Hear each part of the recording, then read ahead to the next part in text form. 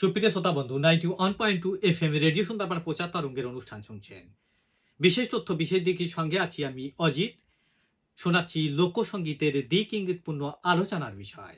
লোকসঙ্গীতের বিশেষ ধারা বিশেষ দিক অবশ্যই লোকসঙ্গীত।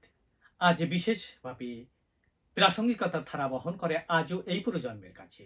গোষ্ঠ গোপাল দাস শিল্পীর কণ্ঠে শোনাবো জামাই বাবু যাব না আজ রথের মেলাতে। শুনতে থাকুন, সঙ্গে রাখুন 91.2 FM রেডিও সুন্দরবন।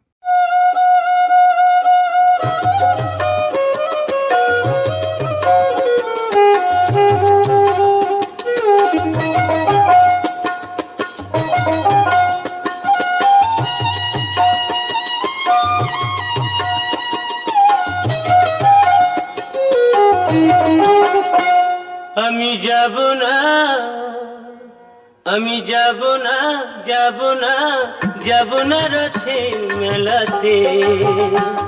ও জামাই বাবু যাব না রথের মেলাতে। আমি যাব না, যাব না, যাব না রথের মেলাতে। ও জামাই বাবু যাব না রথের মেলাতে। তোমার সঙ্গে গেলে পরে দিদি আমার গোসা করে। তোমার সঙ্গে গেলে পরে দিদি আমার গোসা করে। আবার ঘুমের ঘরে চিমটি মারে, টান মারে কেসেতে। যাব না রথের মেলাতে।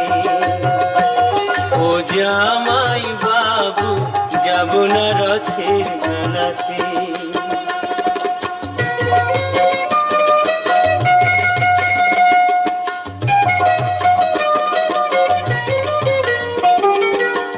গতবারের মেলায় তুমি দিয়েছিলে শাড়ি, তাই নিয়ে দিদির সাথে হলো আড়াআড়ি। আবার রাগ করে খেলো না রাতে, এলো না বাড়িতে। যাব না রথের মেলাতে। ও জামাই বাবু যাব না রথের মেলাতে।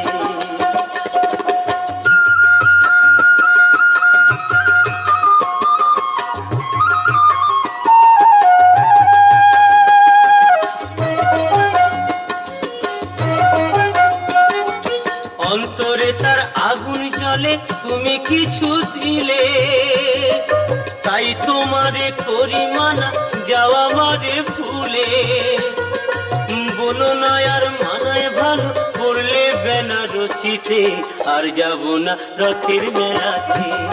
ও জামাই বাবু যাব না রথের মেলাতে। আমি যাব না, যাব না, যাব না রথের মেলাতে। ও জামাই বাবু যাব না রথের মেলাতে।